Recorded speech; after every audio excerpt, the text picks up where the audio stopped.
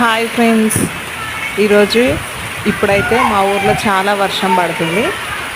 మీ ఊర్లో కూడా వర్షం పడుతుందా?